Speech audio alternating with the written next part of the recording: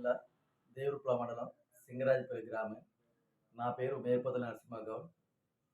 నేను BRS party గ్రామ party అధ్యక్షుడిని, సీనియర్ కార్యకర్తను.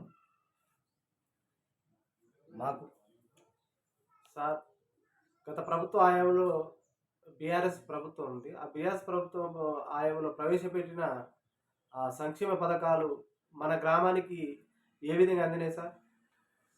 మన గ్రామంలో ఇక్కడ దాదాపుగా వరి పంట అంటేనే చాలా తక్కువ ఉండేది.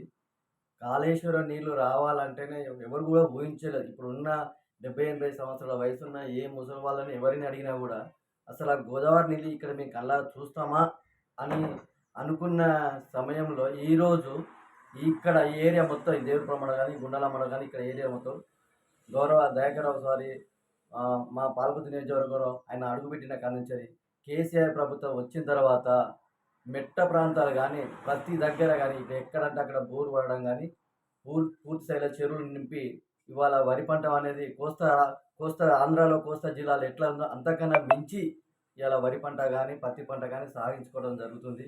అది కేవలం మన గౌరవ మాజీ ముఖ్యమంత్రి చంద్రశేఖరరావు ఆధ్వర్యంలోనే ఇది జరిగింది. ఇంకా మరీ ముఖ్యంగా చెప్పాలంటే ఇలా రైతులకు ఈ ప్రపంచంలో కూడా ఒక రైతుకు ఇన్సూరెన్స్ కట్టిన చరిత్ర లేదు. ఏ రాష్ట్రంలో కానీ ఏ దేశంలో ఒక రైతుకు ఇన్సూరెన్స్ కానీ పంటకు పెట్టుబడి పెట్టి సాయం చేసి పండించుకోండి బిడ్డ అని చెప్పని ఇచ్చిన ఘనత, పైసలు ఇచ్చి నీరు ఇచ్చి వాళ్ళకు మనోధైర్యం ఇచ్చి ఒకవేళ జరగడానికి ప్రమాదమైన జరిగినా కూడా వాళ్ళకు ఆ కుటుంబానికి ఆర్థిక సాయం చేయాలని చెప్పని 5 లక్షల రూపాయలు ఇచ్చిన ఘనత అది మాజీ ముఖ్యమంత్రి వారికే చెల్లుతుంది. ఇప్పటి వరకు కూడా ప్రతి కులానికి కూడా ప్రతి ఒక్కరికి కూడా ఇప్పుడు యాదవులు కానీ కుర్మూలు కానీ వాళ్ళకు మరి వెనుకబడే కొన్ని కుటుంబాలు ఉంటాయి కదా, వాళ్ళ జీవనోపాధి కోసం కూడా వాళ్ళకు గొర్రెల పెంపకానికి మేకల పెంపకానికి వాళ్ళకి ఆర్థిక సాయం ఇవ్వడం కానీ, మత్స్యశాఖ వాళ్ళకు చేపలు పెంచుకోవడానికి కోసం, ఎందుకంటే ఇప్పుడు గోదావరి నీళ్ళు వస్తున్నాయి కాబట్టి చెరువు నింపుతుంది కాబట్టి వాళ్ళకు కూడా ఇక్కడ మత్స్య సంపద పెరగాలని చెప్పని వాళ్ళకి ఇవ్వడం జరుగుతుంది. అలాగనే గౌడ సంఘానికి కూడా వాళ్ళకు కూడా చెట్టు రకం కానీ పన్నులు కానీ ఉండకూడదని చెప్పని కూడా వాళ్ళకు కూడా భరోసా ఇచ్చుకుంటూ అలా జరిగింది. అలాగే ఎస్సీ కుటుంబాలు కూడా వెనుకబడిన కుటుంబాలు ఉంటాయని చెప్పని కూడా వాళ్ళకు కూడా చాలా వరకు కొంతమందికి రాకపోవచ్చు. వాళ్ళకు కూడా వచ్చే టైంలోనే మధ్యంతరంగా ఆగిపోయినాయి, కానీ వాళ్ళకు కూడా దళిత బంధు ఇచ్చి కూడా ఆదుకోవడం జరిగింది. ఇట్లా చెప్పుకుంటూ పోతుండే ప్రతి గ్రామంలో ఎవ్వరు కూడా ఒక పట్టణంలో మాత్రమే పరిశుభ్రత కనబడది. కానీ కేసీఆర్ వచ్చిన తర్వాత ఇంటి ముందుకి ఒక ట్రాక్టర్ వచ్చి ఒక చెత్త చెదారం లేకుండా బజారం లేకుండా ఇంటింటికి బజార్కు సీసీ రోడ్లు వేసి నీట్గా శుభ్రతగా ఉండాలి, పల్లెలు అభివృద్ధి చెందితేనే దేశం అభివృద్ధి చెందుతుందని చెప్పిన విధానంలో కేసీఆర్ ఆలోచనలు చాలాది. మళ్ళీ మా గ్రామాలల్లో ఎవరైనా భూమి లేని వాళ్ళు ఉంటే చనిపోతే ఎక్కువ చెరువు నిండిందంటే వాళ్ళను దానం చేయాలంటే కూడా కష్టం ఉంటుంది.